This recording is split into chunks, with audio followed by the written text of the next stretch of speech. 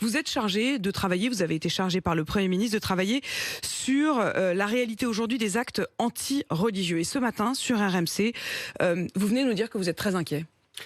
Alors oui, on l'est, mais on n'a pas encore rendu notre rapport, donc on en dira plus dans ce rapport, mais on est inquiet par rapport à la montée et par rapport aux auditions qu'on a pu avoir. Donc hier, on a annoncé justement un point d'étape sur cette mission, et ce qui remonte, c'est la haine qui monte de plus en plus dans notre pays. Elle monte en ligne, elle monte dans les agressions à personnes, et qui vise les religieux directement, ou les personnes supposées être religieuses. Quels sont les chiffres ?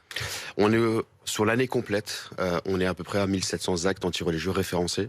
C'est une tendance, ce n'est pas encore la réalité des faits, parce que beaucoup de personnes ne portent pas plainte.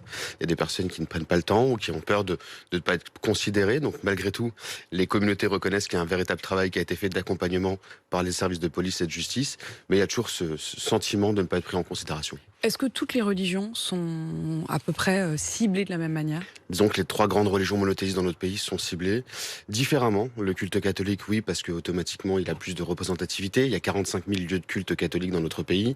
Et majoritairement, si on prend par rapport au nombre de lieux de culte, la représentativité de la communauté et le nombre d'agressions, c'est les actes antisémites qui sont les plus importants et les plus parce forts. que petite communauté et nombre d'actes beaucoup plus élevés. À peu près 1% de la population, mais jusqu'à 70% des actes racistes en termes d'agression 1% de la à personne. population, 70% des actes D'agression raciste. d'agression raciste sur ce 1% de la population. C'est ça. Et on a les actes anti-musulmans qui augmentent de 38% Qui sur l'année augmente de dernière 38%. par rapport à 2019, qui est une année de référence. 2020 n'étant pas une année de référence avec le Covid, donc on est sur par rapport à 2019 à plus 38% d'augmentation. Quand vous dites actes, ce sont des actes de malveillance, ce sont des actes de violence, d'injures.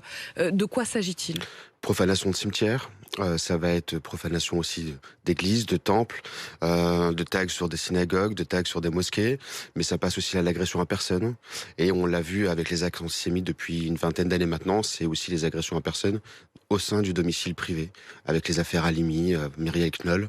Donc il y a ces réalités qui montent en fait dans notre pays, par de l'ignorance, par des personnes qui ne connaissent rien aux religions, et qui se servent de la haine dans le discours parfois politique, pour monter les communautés les unes contre les autres.